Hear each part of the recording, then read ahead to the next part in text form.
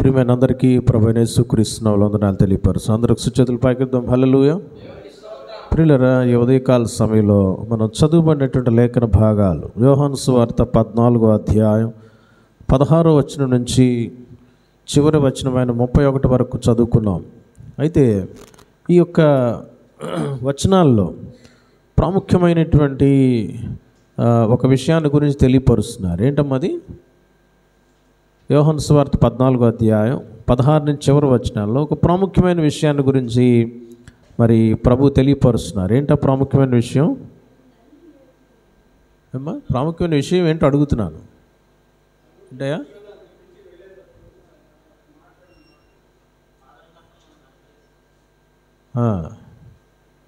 ప్రియులారా, మరి ఈ యొక్క లేఖన భాగాల్లో మనం కనుక గమనించినట్లయితే పరిశుద్ధాత్మను గురించినటువంటి విషయాలు ప్రభు తెలియపరుస్తున్నాడు. యేసుక్రీస్తు ప్రభువారు ఈ యొక్క లోకానికి మనుష్యునిగా వచ్చాడు. ఆయన తిరిగి పరలోకానికి వెళ్ళవలసిన సమయం ఆసన్నమైంది. ఆయన ఈ భూమి మీద వచ్చి ఏ కార్యమైతే నెరవేర్చడానికి మరి ఒక పద్ధతి ప్లాన్ ప్రకారం వచ్చాడో ఆ ప్లాన్ ఇంకా చరమాంకానికి వచ్చింది. సో ఆయన వెళ్ళిపోయిన తర్వాత రానై ఉన్నటువంటి పరిశుద్ధాత్మ దేవుని గురించినటువంటి అనేక విషయాలు ఇక్కడ తెలియపరుస్తున్నాడు. ఈ రోజున మనం గమనించినట్లయితే యేసు ప్రభు నామమందు ఎవరైతే విశ్వాసం ఉంచుతారో వారందరి యొక్క జీవితాల్లో దేవుడు ఒక వరాన్ని అనుగ్రహిస్తున్నాడు.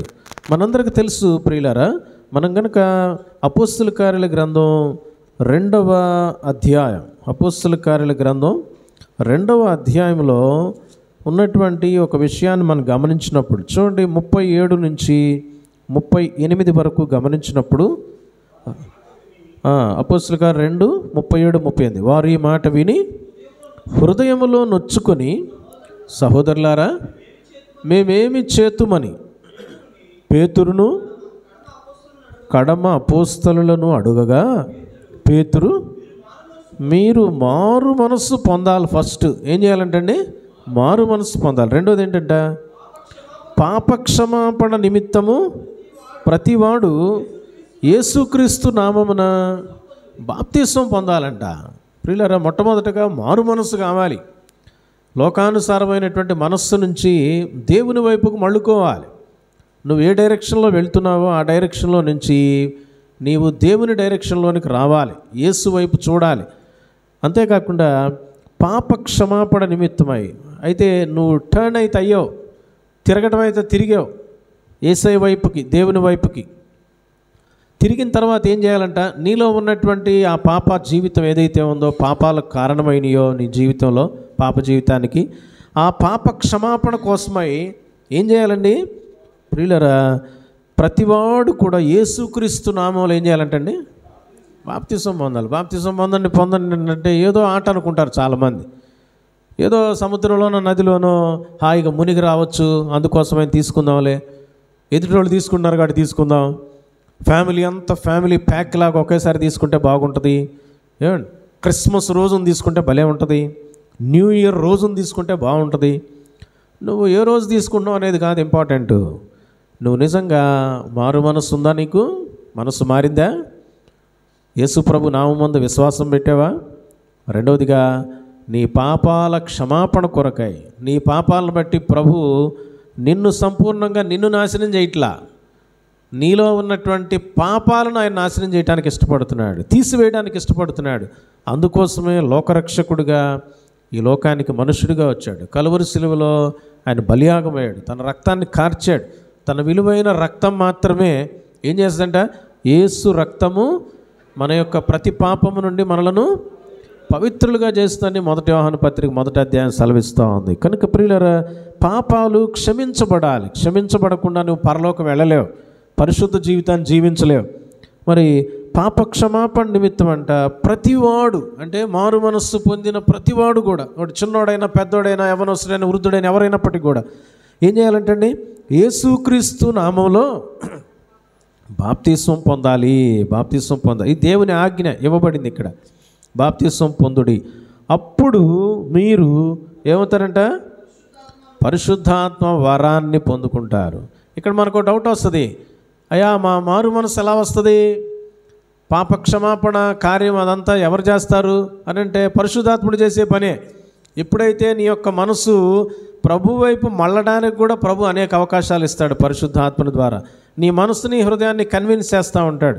యోహాను సువార్త 16వ అధ్యాయంలో మనందరికీ తెలుసు, ఆయన వచ్చినప్పుడు అనగా పరిశుద్ధాత్ముడు వచ్చినప్పుడు అంట ఏం చేస్తాడంట, లోకాన్ని అంటే ఈ లోకంలో పాపంలో ఉన్నటువంటి ప్రతి ఒక్కరిని కూడా అంట, లోకం అంటే పాపానికి పాపులకు సాదృశ్యం, లోకాన్ని ఏం చేస్తాడంట, పాపమును గూర్చి నీతిని గూర్చి తీర్పును గూర్చి ఏం చేస్తాడంటండి, ఒప్పుకునేటట్లు చేస్తాడు అనేటువంటి మాట యోహాను సువార్త 16వ అధ్యాయంలో ప్రియులరా మనకు తెలియపరచబడతా ఉంది.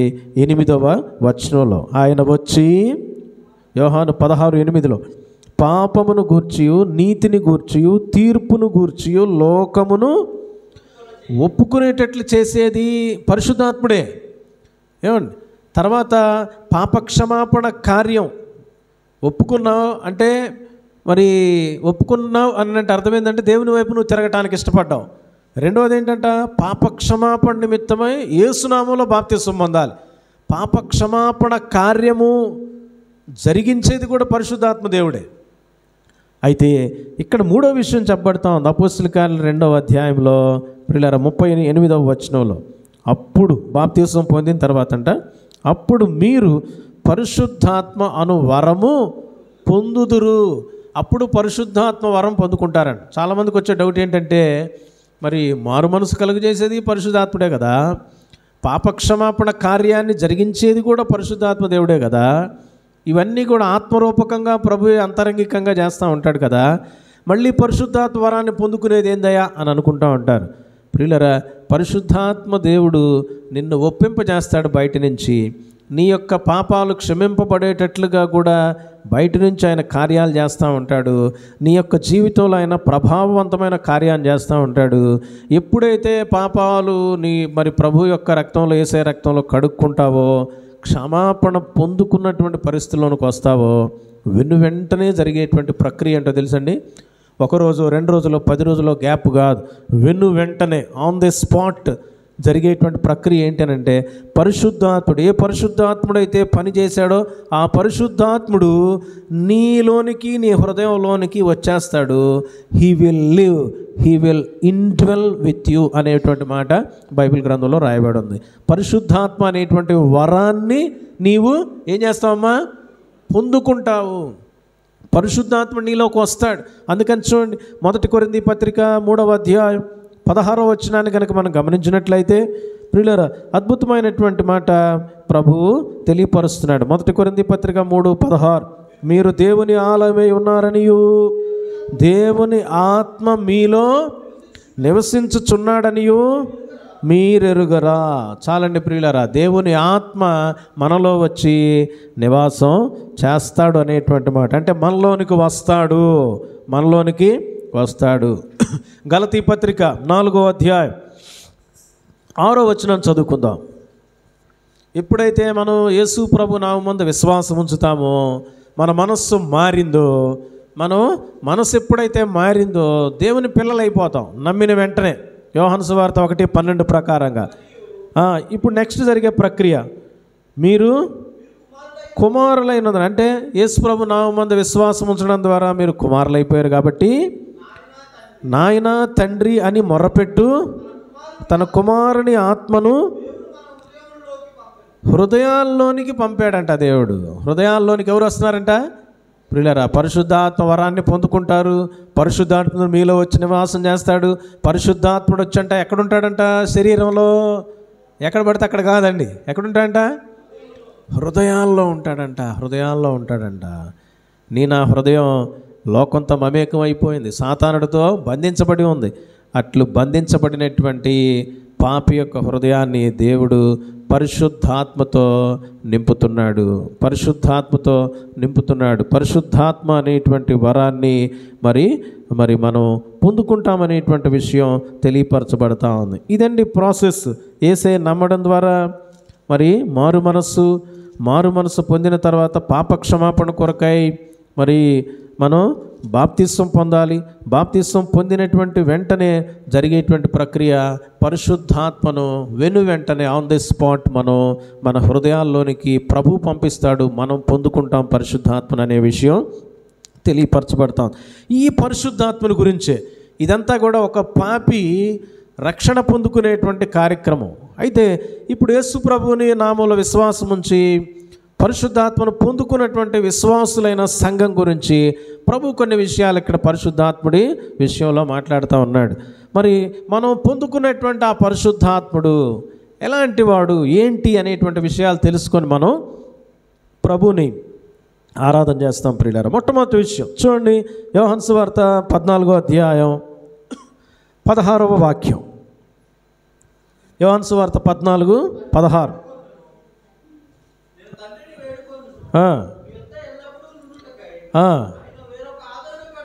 చాలండి. మొట్టమొదటి విషయం మనకని గమనిస్తూ ఉన్నట్లయితే, ఏ పరిశుద్ధాత్మ వరం అయితే విశ్వాసులు పొందుకుంటారో,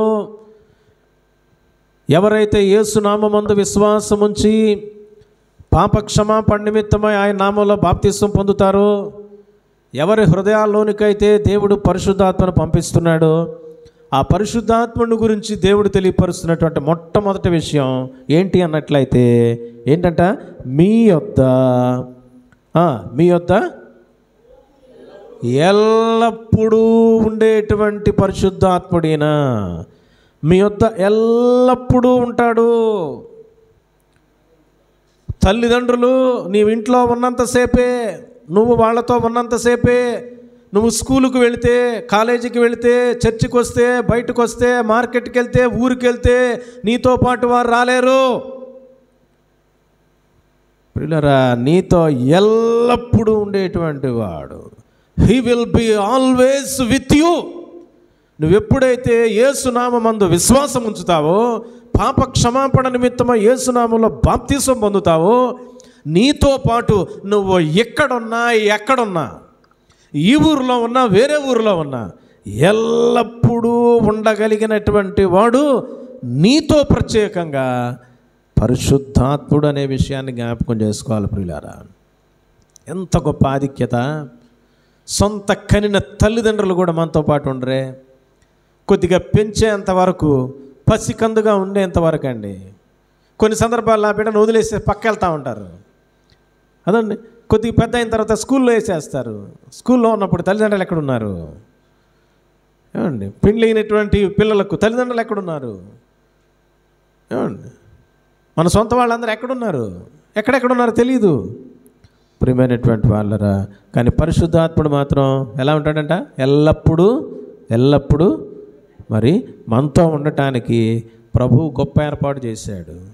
కాబట్టి ఈ రోజున పరిశుద్ధాత్ముడు నీతో నాతో ఎల్లప్పుడూ ఉండటానికి అనుగ్రహించబడ్డాడు. ఎల్లప్పుడూ ఉండేటువంటి దేవుడు. నువ్వు ఏ టైంలో బాధపడాల్సిన పని లేదు. నువ్వు సింగిల్గా ఉన్నా, 10 మందితో ఉన్నా, 20 మందితో ఉన్నా, శ్రమలో ఉన్నా, బాధలో ఉన్నా, డబ్బులు లేకపోయినా, మంచి బట్టలున్నా లేకపోయినా, ఏ పరిస్థితిలో నేను ఉన్నప్పటికీ కూడా నీవు యేసును నమ్మావు కాబట్టి, రక్షణ పొందుకున్నావు కాబట్టి, బాప్తిసం తీసుకున్నావు కాబట్టి, పరిశుద్ధాత్మ వరం నువ్వు పొందావు కాబట్టి, నీ హృదయంలో ప్రభువు పరిశుద్ధాత్మ దేవుణ్ణి ఎల్లవేళలా ఉండే నిమిత్తమై ఏర్పాటు చేశాడు. ఎంత గొప్ప ఆధిక్యత! పెద్ద పెద్ద అధికారులు, సీఎంలు, పిఎంలు వచ్చినప్పుడు వాళ్ళ దగ్గరికి వెళ్ళిపోయి మనం ఏం చేస్తామండి? ఫోటో తీసుకుంటాం. ఒక్క క్షణం వాళ్ళు మనతో ఉంటే అది ఒక గొప్ప గోల్డెన్ మూమెంట్ లాగా ఒక ఫ్రేమ్ కట్టించుకొని ఇంటి ముందు ఒక పెద్ద ఫోటో పెడతాం. ఇదిగో పలానా సీఎంతో, పలానా మరి పెద్ద వ్యక్తితో, ఆఫీసర్తో నేను ఫోటో దిగానని.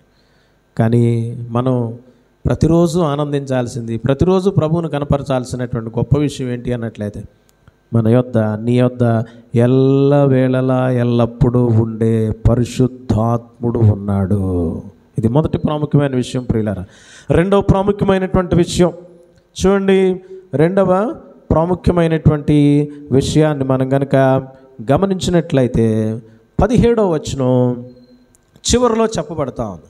17వ వచనం చివరిలో, ఆయన మీతో కూడా నివసించును, మీలో ఉండును, మీతో కూడా నివసించును, మీలో ఉండును అనేటువంటి విషయం ప్రియులారా. మొదటి విషయంతోనే మనం క్లబ్ చేసుకోవచ్చు దీన్ని. ఆయన మనతో ఎల్లవేళలా ఉండే నిమిత్తమే అనుగ్రహించబడ్డాడు. పాత నిబంధన సమయంలో పరిశుద్ధాత్ముడు ఆయా వ్యక్తుల మీదకు వచ్చేవాడు, పని జరిగించేవాడు, మరలా వెళ్ళిపోయేవాడు. ఏమండి, కమింగ్ అండ్ గోయింగ్ మినిస్ట్రీ పాత నిబంధన సమయంలో. అయితే నూతన నిబంధన సమయంలో యేసు ప్రభు నామమందు నువ్వు ఎప్పుడైతే విశ్వాసం ఉంచావో, మరి ప్రభు మనతో ఉంటాడు, మనలో వచ్చి కూడా నివాసం చేస్తాడంట. అందుకని ప్రకటన గ్రంథం 3వ అధ్యాయం 20వ వచనం ఇవాళ సండే స్కూల్లో పిల్లలు చెప్తా ఉన్నారు. ఏంటంటే అది ప్రకటన గ్రంథం 3:20 ఏం చెప్పబడిందండి? ఏం చెప్పబడింది? మర్చిపోయారు? అప్పుడే మర్చిపోయారు ప్రియులారా. ఇదిగో నేను తలుపు వద్ద నిలుచుండి తట్టుచున్నాను, ఎవడైనా నా స్వరము విని తలుపు తీసిన ఎడల నేను వచ్చి అతనితో కూడా నేనును, నాతో కూడా అతడును కలిసి భోజనము చేయదు. అంటే he will come in side. నీ అంతరంగంలోనికి వచ్చేస్తున్నాడు, నీ హృదయంలోనికి వచ్చేస్తున్నాడు. ఆయన మనలోనికి వస్తాడు, మనతో కూడా ఉంటాడు. పాత నిబంధన సమయంలో మనుషులతో ఉండి కార్యం జరిగించి వెళ్ళిపోయేవాడు. ఏమండి, నాతో ఉన్నాడయ్యా అంటే అర్థమైంది, ఆ టైంలో అక్కడ ఉన్నప్పుడు నాతో ఉన్నాడు, మళ్ళీ తర్వాత ఏమయ్యాడు? లేడు. మనతో ఉండటమే కాదు, మనలో ఎల్లప్పుడూ ఉండే నిమిత్తమై అనుగ్రహించబడినటువంటి గొప్ప దేవుడు. కాబట్టి ఈ మొదటి ప్రాముఖ్యమైన విషయాన్ని మనం గమనించినప్పుడు ప్రియులారా, పరిశుద్ధాత్మ దేవుడు మరి ఒక వరంగా మనకు ఇవ్వబడ్డాడు. ఆయన మనలో ఎల్లవేళలా ఉండే నిమిత్తమై అనుగ్రహించబడ్డాడు. అందుకనే ప్రభు అంటున్నాడు, ఆయన నిన్ను ఎన్నడును విడువడు, ఎడబాయడు అనేటువంటి మాట తెలియపరచబడతా ఉంది. ఎన్నడు విడువడంట, ఎడబాయడంట. నీతో ఉంటాడు, నీతో పాటు ఉండటమే కాదు, నీ ముందు నడుస్తాడు, నీ ప్రక్కలు ఉంటాడు, నిన్ను ఆవరించి ఉంటాడు. ఇదిగో యుగ సమాప్తి వరకు సదాకాలము మీతో కూడా ఉన్నాను అని మత్తయి సువార్త 28వ అధ్యాయంలో 18-20 వచనాల్లో ప్రభు తెలియపరుస్తూ ఉన్నాడు. కనుక మనతో ఎల్లప్పుడూ ఉండటానికి అనుగ్రహించబడినటువంటి వాడు పరిశుద్ధాత్ముడు. రెండవ ప్రాముఖ్యమైనటువంటి విషయాన్ని మనం గమనిస్తాం ప్రియులరా. చూడండి, మనం ఆలోచన చేసినట్లయితే 14వ అధ్యాయం 16వ వచనాన్ని మరొకసారి చదువుకుందాం.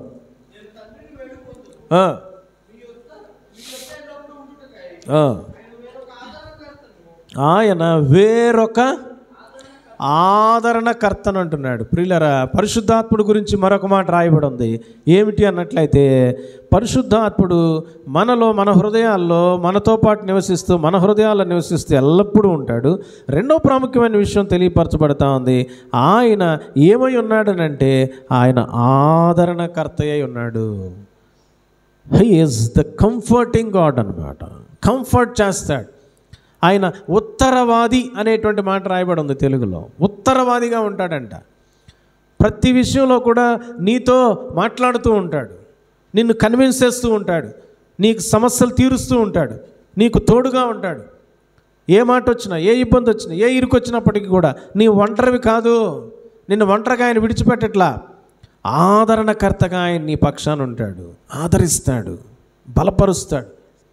కృంగిపోకుండా, కృషించిపోకుండా నీతో ఉండి నిన్ను బలపరిచేటువంటి ఆదరణకర్త. మనకు ఏదైనా ఇబ్బంది వచ్చినప్పుడు, ఇరుకొచ్చినప్పుడు, మనకంటే పెద్దవారు, మనకు తెలిసిన వారు, స్నేహితులు, పిల్లలు, పెద్దలు అందరూ కూడా ఏం చేస్తారండి? మన దగ్గరికి వస్తారు. మన దగ్గరికి వచ్చి కొద్దిసేపు కూర్చొని, ఆ రోజు కూర్చొని, ఆ బాధ సమయంలో మనతో పాటు ఉండి, వాళ్ళు ఉన్నప్పుడు ఎంతగానో ఆదరణ పొందుకుంటాం. మళ్ళీ వాళ్ళందరూ వెళ్ళిపోతారు. వెళ్ళిపోయిన తర్వాత మళ్ళీ మామూలే. అయితే ప్రియులరా, పరిశుద్ధాత్మ దేవుడంట ఎలాంటి వాడు అన్నట్లయితే ఆదరణకర్త. కొంతమంది ఈ లోకంలో మనల్ని ఆదరిస్తారు, కానీ బయటికి పోయి మన గురించి నానా మాటలు మాట్లాడతారు. ముందేమో ముఖస్తుతి, వెనకేమో గోతులు దవ్వే పనులు, ఇలాంటి చాలామంది చేస్తూ ఉంటారు. అయితే ప్రియులరా, పరిశుద్ధాత్మ దేవుడు అలాంటి వాడు కాదు. పరిశుద్ధాత్మ దేవుడంట ఆయన ఎల్లవేళలా ఆదరిస్తాడు. నువ్వు తప్పు చేసినప్పుడు కూడా నిన్ను శుతిమెత్తగా చెప్తూ ఉంటాడు. నాన్న, ఇది తప్పు, ఇది చేయమాకు, ఇలా ఎందుకు మాట్లాడుతున్నావు, ఇలా ఎందుకు మాట్లాడుతున్నావు, ఇలా ఎందుకు చేస్తున్నావు అని పరిశుద్ధాత్మ దేవుడు వారిస్తూ ఉంటాడు. ప్రియులరా, కృంగిపోకుండా నిన్ను నిలబెడతాడు, బాధపడకుండా అడ్డుకుంటాడు. ఇబ్బందులు పడకుండా ఆదరిస్తాడు. వారి వీరి సూటిపోటి మాటల నుంచి నిన్ను ఆయన వెన్నంటే ఉండి నీకు శక్తిని అనుగ్రహిస్తాడు ప్రియులారా. కాబట్టి మన పరిశుద్ధాత్మ దేవుడు ఎలాంటి వాడు అన్నట్లయితే ఆదరణకర్త. నా జీవితాల్లో, మనందరి జీవితాల్లో కావాల్సింది ఏంటి అన్నట్లయితే కేవలం ఆదరణ కాదండి కావాల్సింది. ఈ లోకంలో ఆదరణ ఇచ్చేటువంటివి లోక సంబంధమైనవి ఏమండి టెంపరీ థింగ్స్ బోల్డ్ అని ఉన్నాయి. ఎట్టకేలకు మనుషులమైన మనం కూడా టెంపరీయే. నీవు నేను ఏదో ఒక రోజున గతించాల్సిందే. కానీ మన ప్రభు పరిశుద్ధాత్ముడు ఎలాంటి వాడు తెలుసా? ఒట్టి ఆదరణ కాదు ఆయన. ఎవరంటే ఆయన ఒట్టి ఆదరణ ఆయన కాదు. మరి ఎవరైనా? ఒట్టి ఆదరణ కాదు ఆయన, ఆదరణకర్త. అసలు ఆదరణ అంటే ఆయన దగ్గర ఏముందో సమస్తం. నీవు నేను ఏదో 1%, 2%, 3% ఆదరణ ఇవ్వటానికి మన దగ్గర ఉంటుందేమో. అసలు ఆదరణ అనేదే ఏమండి సమస్తం ఆయన దగ్గరే ఉంది. ఆదరణకు జనకుడు ఆయనే, ఆదరణకు కర్త, కర్మ, క్రియ సమస్తం ఆయనే. ఆదరణ కర్త ఆయన. ఇంకా ఆయన్ని మించి ఆదరించేవాడు ఎవడన్నా ఉంటాడంటారా? అందుకని బైబిల్ గ్రంథంలో, యెషయా గ్రంథంలో చెప్పబడతా ఉంది, యెరూషలేములోనే మీరు ఆదరింపబడతారు. ఎందుకండి? యెరూషలేము దేవుని సంఘానికి సాదృశ్యం. సంఘములో దేవుడు ఉంటాడు. 2-3 ఎక్కడైతే కూడతారో ఆయన నామంలో అక్కడ యేసు ప్రభువారు వచ్చేస్తారు, దేవుడు వచ్చేస్తాడు. ప్రియులారా, ఒకని తల్లి వానిని ఆదరించినట్లుగా నేను మిమ్మను ఆదరింతునంటున్నాడు. తల్లితో పోలుస్తున్నాడు.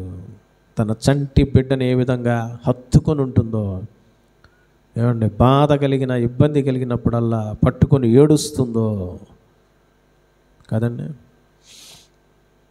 ప్రియులారా, ఒక తల్లి అయితే వాళ్ళ కొడుకంట, ఒక్కడే కొడుకు. ఆ కొడుకు కాని పనులు, ఆ పనులు, ఈ పనులు, చెడ్డ పనులు చేసినప్పుడు కొడుకుని కొట్టడానికి కూడా ఆమె మరి భరించలేక తన్ను తాను కొట్టుకొని ఏడ్చేదంట. కొడుకును కొట్టాలన్నా తప్పు చేసినప్పుడు ఆమె తట్టుకోలేకపోయేదంట, తన్ను తాను కొట్టుకునేదంట. దాని వెనక మనకేం కనిపిస్తుందండి? ప్రేమ కనిపిస్తాం. ప్రభు అంటున్నాడు, ఒకని తల్లివని నేను ఆదరిస్తా.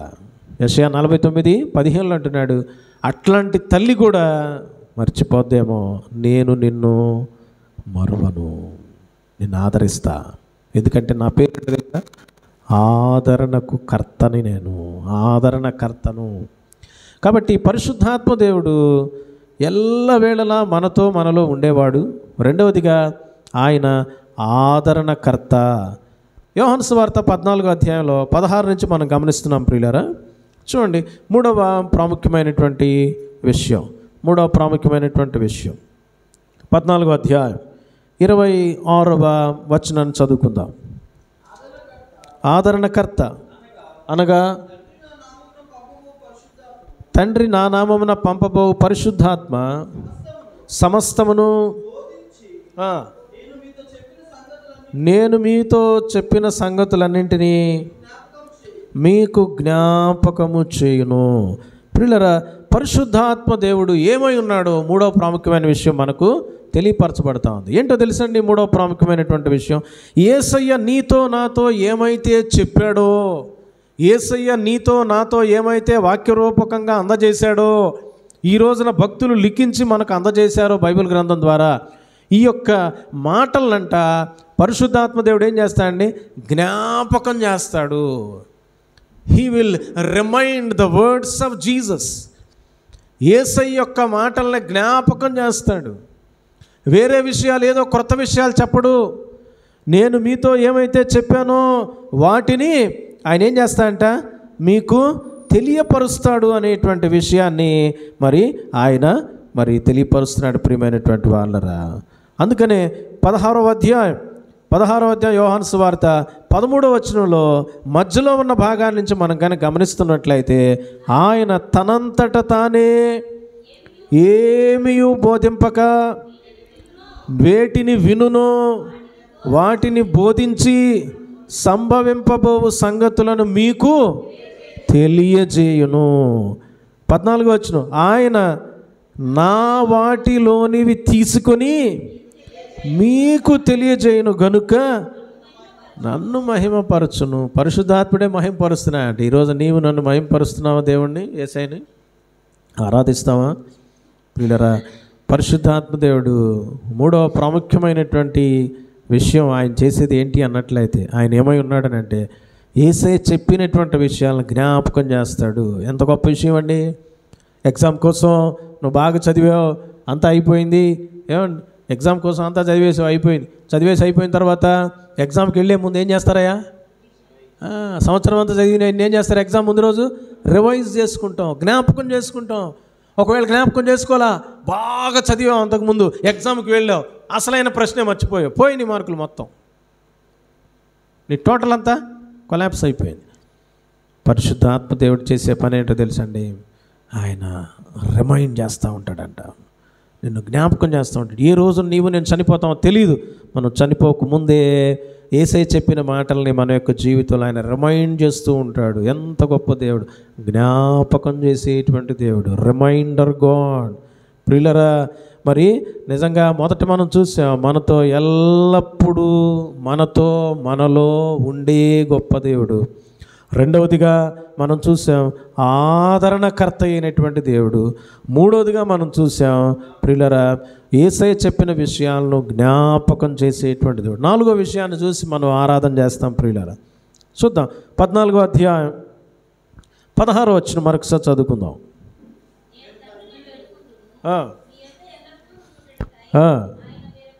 వేరొక ఆదరణకర్తను అనగా సత్యస్వరూపియగు ఆత్మ అంట. మరొక మాట తెలియపరుస్తున్నాడు పరిశుద్ధాత్ముడి గురించి. ఏంటంటమ్మా, ఆయన సత్యస్వరూపుడంట. అంటే సత్యమే ఒక స్వరూపాన్ని దాల్చి మన మధ్యకు వచ్చిందంట. సత్యమై ఉన్నటువంటి దేవుడు ఒక స్వరూపంతో, ఒక రూపంతో మన ముందుకు వచ్చేసేసాడంట. ప్రియులరా, ఆయన పేరే సత్యస్వరూపి. సత్యం అనే రూపాన్ని కలిగినటువంటి వాడు, సత్యాన్ని నిలువెల్లా కలిగినటువంటి వాడు. యోహాను సువార్త, ఇదే యోహాను సువార్త 14వ అధ్యాయం వెనక్కి తిప్పినట్లయితే 6వ వచనంలో ఏమంటుందమ్మా? నేనే మార్గమును, సత్యం ఆయనే, సత్యం ఆయనే. సత్యస్వరూపి అయినటువంటి దేవుడు అండి. ఆయనలో అబద్ధం లేదు ఎక్కడ. ఆయన అబద్ధం ఆడడు అని బైబిల్ సెలవిస్తాం. ఆయనలో ఎక్కడా కూడా ఒక్క పాయింట్ కూడా అబద్ధం లేదంట. అబద్ధం ఆడనటువంటి దేవుడు ఆయన. మనుషులైనటువంటి వాళ్ళు, ఈవెన్ విశ్వాసులు కూడా ప్రియులరా అబద్ధాలు ఆడుతూ ఉంటారు. ముందు ఒక మాట, వెనక ఒక మాట, ప్రక్కన ఒక మాట, అక్కడ ఒక మాట, ఇక్కడ ఒక మాట. ఆ విధమైనటువంటి అబద్ధాల కోరు జీవితాన్ని కలిగి ఉండేటువంటి జీవితాలు మనుషులవి. కానీ మన ప్రభు అయినటువంటి యేసయ్య చాలా డిఫరెంట్ అండి. ఆయన సత్యస్వరూపుడు, సత్యస్వరూపుడు. ఆయనకి మరొక పేరు కూడా ఉంది, కృపాసత్య సంపన్నుడు అంట. ఆయన కృపను సత్యాన్ని కలిగినటువంటి గొప్ప దేవుడు అంట. ప్రియమైనటువంటి వాళ్ళరా, మరి ఈ యొక్క సత్యస్వరూపమైనటువంటి దేవుడు 16వ అధ్యాయం యోహాను సువార్త 13వ వచనాన్ని గమనించినట్లయితే ఏం చేస్తున్నాడు చూడండి ప్రియులారా.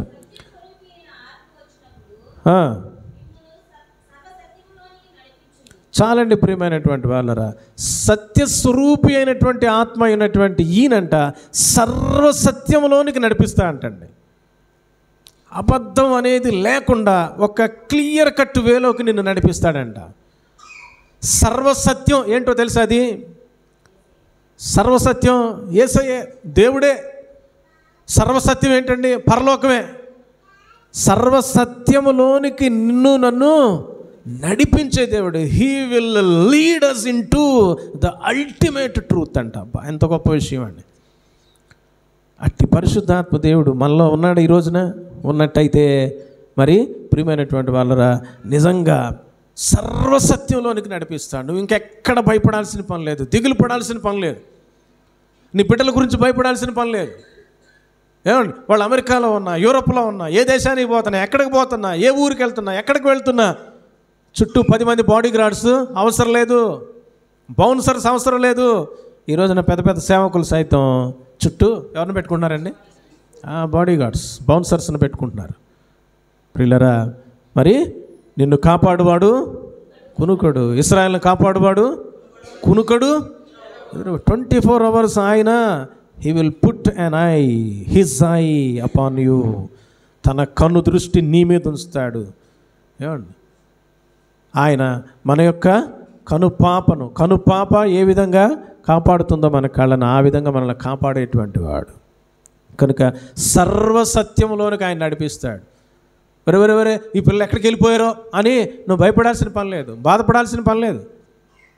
పరిశుద్ధాత్మదేవుడు సర్వసత్యంలోనికి నడిపిస్తాడు. కాబట్టి 4 ప్రాముఖ్యమైన విషయాలు పరిశుద్ధాత్ముడి గురించి విన్నాం. యేసు నమ్మిన, యేసునామములో బాప్తిస్వం పొందిన, మారు మనసు పొంది ప్రతి ఒక్కరి యొక్క హృదయాల్లోనికి దేవుడు పరిశుద్ధాత్మ అనే వరాన్ని పంపిస్తున్నాడు. పరిశుద్ధాత్మను మన హృదయాల్లోనికి ప్రభువు పంపిస్తున్నాడు. ఆయన శరీరంలో ఉన్న ఏ ఇతర భాగాల్లో కాదు, మన యొక్క అతి ప్రాముఖ్యమైన హృదయంలో, గుండెలో ఆయన నివాసం చేయటానికి పంపబడ్డాడు. ఆయన మనలో ఉంటాడు, మనతో కూడా నివసిస్తాడు. ఎవరు ఉన్నా లేకపోయినా మనతో, ఎవరు పట్టించుకున్నా పట్టించుకోకపోయినా, ఏమండి భర్త కానీ భార్య కానీ ఎప్పటి వరకు ఉంటారు మనతో?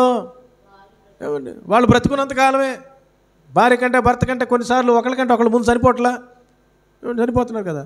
ఆయన ఎల్లవేళలా ఉండటానికి అనుగ్రహించబడిన ఏకైక గొప్ప దేవుడు పరిశుద్ధాత్మ దేవుడు. ఆయన నీలో ఎల్లవేళ నీతో పాటు వస్తాడంట, నీలోనూ ఉంటాడు. రెండో ప్రాముఖ్యమైన విషయం మనం చూసాం ప్రియులారా, ఆయన ఆదరణకర్త. అసలు నన్ను ఎవరు పట్టించుకోవట్లేదే, నన్ను ఎవరు జాస్ పెట్టట్లేదే, నా బాధలు ఇబ్బందులు ఇరుకులో నన్ను ఎవరు చూసేది అని అనుకుంటామేమో, ఎవరు పట్టించుకోరేమో.